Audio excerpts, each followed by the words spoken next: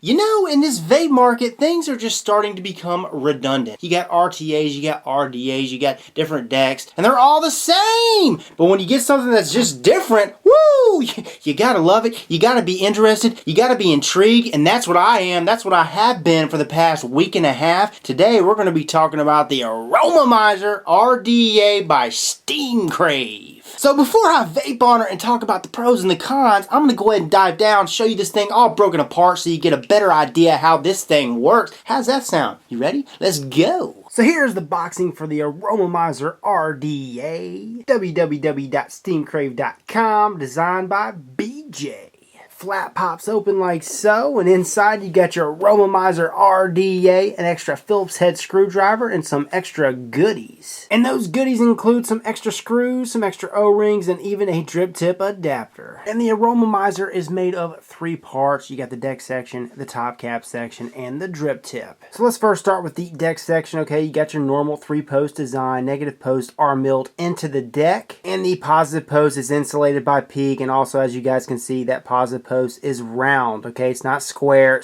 I think all RDA should have a square positive post to prevent from post spinning. The post holes all across the board are 1.5 millimeters in diameter. It uses Phillips head screws to tighten down to make connection with all your leads. And the juice well is about average, 4 millimeters deep. Alright, so there's something different about this deck than there are other decks out there, other RDA decks. It's got a ledge on each side. See that? That outside ledge is there for the airflow, which we're going to get into in a second. At the base, it's laser etched, designed by BJ. You got your serial number, 100,556. Holy shnikes. It's got a silver plated copper adjustable 510 pin. And there are your 510 threads, buttery smooth, fits on all my devices. Alrighty, so here's the top cap, now laser etched on one side. You got Steam Crave and the Steam Crave logo. And then on this side, you got laser etched Aromamizer RDA. And this top cap has a very unique shape. I mean, it is hexagonal. Looks like a lug nut.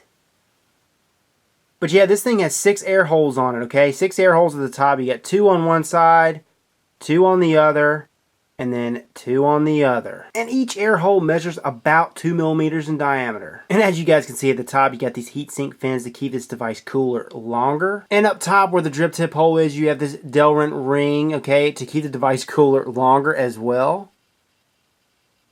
Now notice down here at the base of this top cap how it's rounded off. It's smoothed over. I mean, the machining for this device for the price is phenomenal.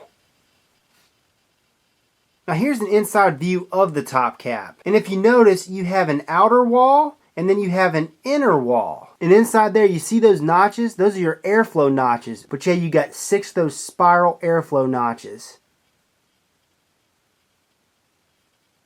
And each one of those spiral notches has a path that spirals up between the outer wall and the inner wall, okay? All the way up through this device. So when you pull on it, it spirals up all the way up through this device, through the drip tip, to your mouth, baby. And that's how it works. You see this? This is where the chamber starts. So it's like 8 millimeters in length before the chamber starts. Now when you do your builds, and I'm going to show you this at the end of this close-up segment, okay? When you do your builds, you got to make sure that these ledges are clear, okay? Cotton or any other wicking material that you're using cannot be blocking these ledges, because if it blocks those ledges, you will not get the airflow you need. It will block your airflow. So now onto the drip tip, this stainless steel drip tip, okay? It's got heatsink fins, 2 heatsink fins. Okay, it's blocked off on the end. So we've seen this a couple times with other devices, especially with other drip tips, but you got these 4 slots. And what this is blocked off for is to prevent spitback.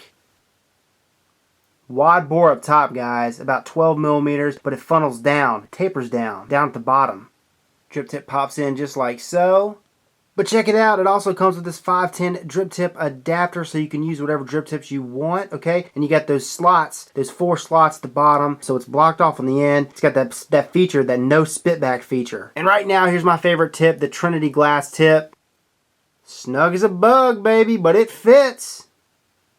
Alrighty, so here's the build I have. I've got a dual 26 gauge 0.5 ohm build, macro coil build, and you notice this ledge on both sides, I got it completely open. You got to keep it completely open. No cotton can be over those ledges, because if they are, you will not get the airflow you need, because the airflow travels up from those notches, or those ledges, to the notches. That's what I mean. And that's how you get the kick-ass flavor, baby. So I'm going to go ahead and pop the top cap on there. Now, I don't have to line up any air holes with any coils because of the notches, the way this thing is engineered. That's the beauty of it. You can just pop it on there any way you like. And boom, we're ready to vapor. Okay, so I want to go over quality control, man. For the price you're paying for this device, $35, $40 retail online. Holy cow. This is of great quality. Great quality. This thing is hefty, man. You saw the inside of this barrel. I mean, it is thick, thick, thick. I give it a good 8 out of a 10, especially for the price.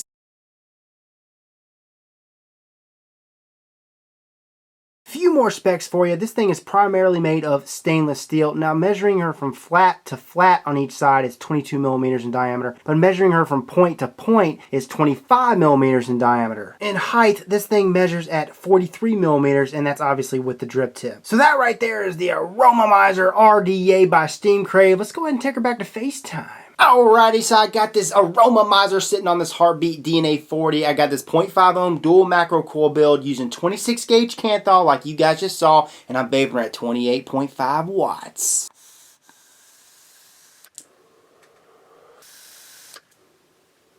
And the vapor is good. It's nothing compared to, your cloud chasing RDAs, your cloud chasing tanks. I mean, not even close, but that's not what this thing is made for.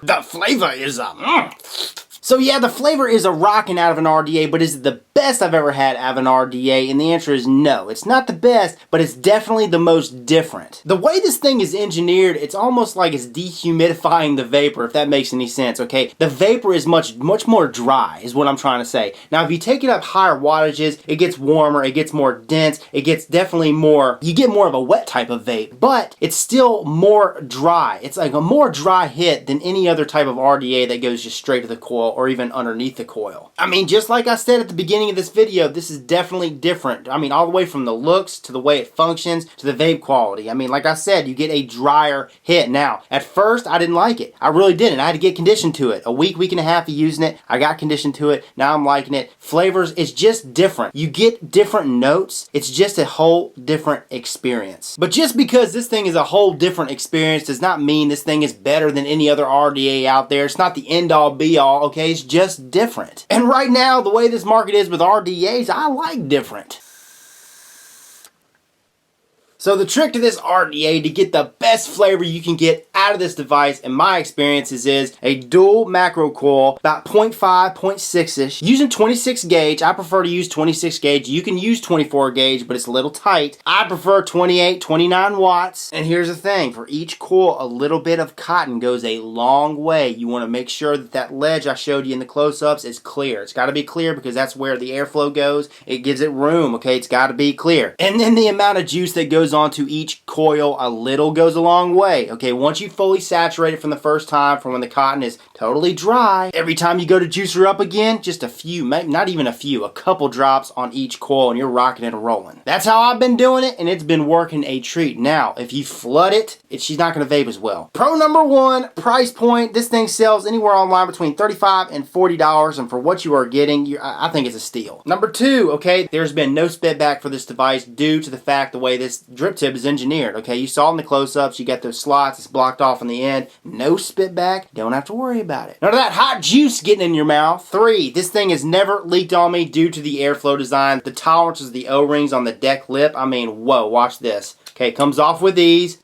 and it pops on with ease, but it stays. I mean, it's not going anywhere. And then four, the way this thing looks, I mean, it looks like a lug nut. It's like it got this hexagon type of design. I mean, it's refreshing. You know, I really like the draw off this device. It took me time to get conditioned to it, but it's that nice restrictive lung hit. Okay, so while this thing does not look good on all my mechanical mods, especially the round 22mm mechanical mods, it does look sick as tits on all my box mods. It also fits on all my devices. It's compatible for all my devices. I mentioned that in the close-ups. Also, another thing I really like about this device is they include a 510 drip tip adapter Chapter, so you can use any of the drip tips that you own. So now the cons, first of all, the draw. The draw can be a little tight, and for some of you guys out there, you cloud chasers that like the open air, you're not going to like this, okay? I mean, you're not going to like it at first, at least. 2, this thing does not have adjustable airflow. I would like to see the creator of this device have, a version 2 that has adjustable airflow. And 3, this thing does not produce massive clouds. Again, this is not for you cloud chasers. This is for you flavor hogs or you flavor chasers. But that being said, the vapor production, you saw it. It's not bad by any means. Steam Crave, steamcrave.com. Here's they are, steamcrave.com. I'll have a link in the description. They're the ones that sent this to me to review for you guys. And unfortunately, I noticed that you cannot purchase this thing from their site, which sucks because they're the ones that sent it to me. And I searched it, I googled it to see what other shops are selling this. Only a couple of them came up that were selling it between $35 and $40 like I mentioned. But I cannot vouch for those sites because they've never sent anything or I've never purchased anything from them to review for you guys. Well, on to the big question, the big answer of the day. If I'd have lost this thing today, would I go out tomorrow and buy one? And the answer is yes. And the reason is because 1, the price point, and 2, this thing is just different. It gives me a whole different vape experience, and I like it. So hell yeah.